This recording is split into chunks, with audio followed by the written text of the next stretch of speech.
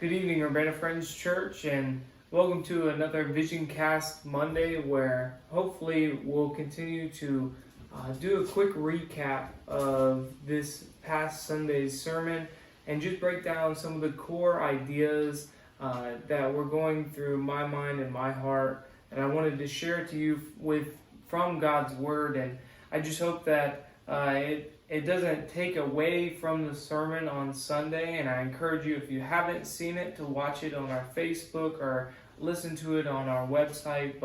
So I hope these don't take away from the Sunday service, but instead add a key concept to it, and extra emphasis on our main points, and maybe something that's more tangible that reaches into each of our hearts and makes it something that, maybe it's something that we can bring extra from the message into our daily walk with the Lord. And so this past Sunday we spoke about how the church ought to look in accordance to the government, as well as these household codes that were upheld at the time. And this is something that speaks directly to the moment that we're currently in and the crisis that we're facing with the coronavirus, as well as the many other things that our government is dealing with right now. And so it's important that we get a good understanding of how Christians are supposed to view the government. And so as we were discussing this, a question that was raised by Pete Yost first and then Ryan Heitman later, they raised this question of, if Jesus were doing ministry today, would he wear a mask? Would Jesus wear a mask? And of course, these sort of questions aren't necessarily relevant, because it's a completely different context and there's so many different variables, and it's just somewhat of a silly question, but I think it does ring true into our current circumstance and can sort of bring into fuller light how we ought to be viewing our government. And so I want you to think about this question of, would Jesus have worn a mask? And so I want to bring you first to this one passage that comes from Matthew 22, coming in verse 21. He says, they said Caesar's. In response to Jesus' question, Jesus says, in verse 20 says, whose likeness and inscription is this on a coin? And they said, Caesar's. He said, therefore render to Caesar the things that are Caesar's, and to God the things that are God's. When they heard this, they marveled, and they left him and went away.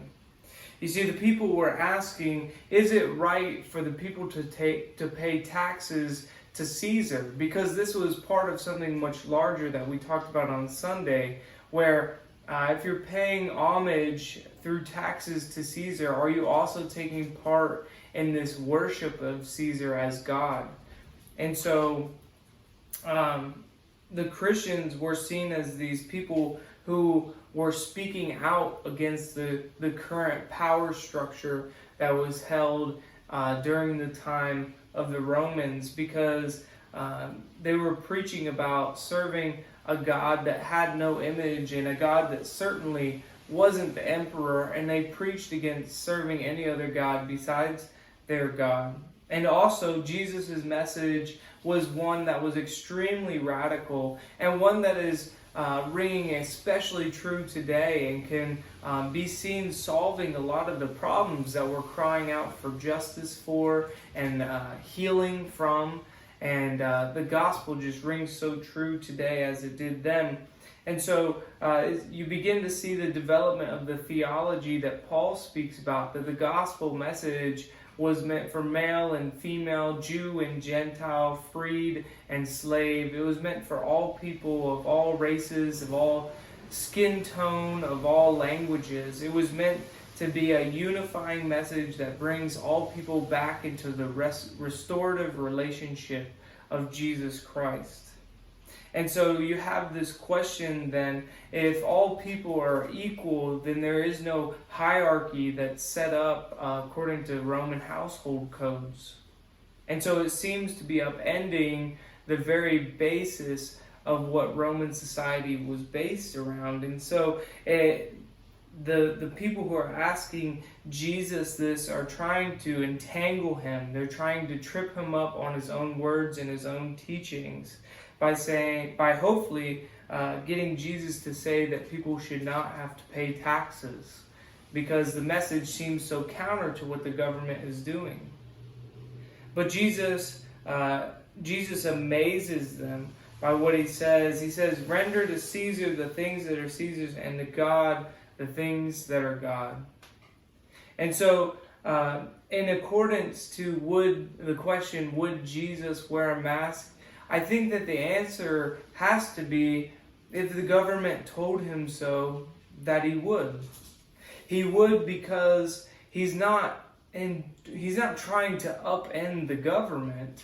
He's not trying to replace the government by any means, but instead replace the people's brokenness with healing, and their lostness with something that's found and tangible, and their death, their spiritual death, with spiritual life. And so by wearing a mask or paying taxes, it doesn't upend the gospel by any means, but in fact, by taking part in the paying of taxes or taking part in wearing the mask, it actually shows that we have support for the government, that we care for the government. We care for the same things that bring about peace to the rest of the world.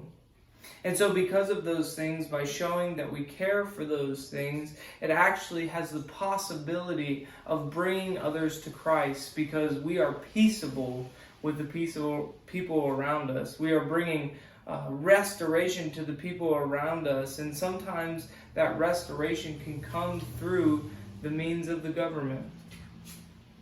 And so I bring you that, but I also want to encourage you that although Jesus may have worn a mask because the government told him so, I also think that Jesus would be sure to let people know that by wearing the mask, he was not fearful. And this is a trap that each of us can fall into as we are dealing with this new crisis, that we may fall into this trap of thinking that the coronavirus controls the future for us, and the government is going to dictate how the future is for us, and that's simply not the case. Our future is in the hands of our gracious God, and he's going to protect our hope until the end of time, as he's keeping a salvation for us. And so I want to encourage you this evening with this VisionCast Monday that although the government is giving us these mandates, and sometimes it feels like it may be infringing on our rights, by actually going along with what they're doing, it might actually bring about peace with the world around us.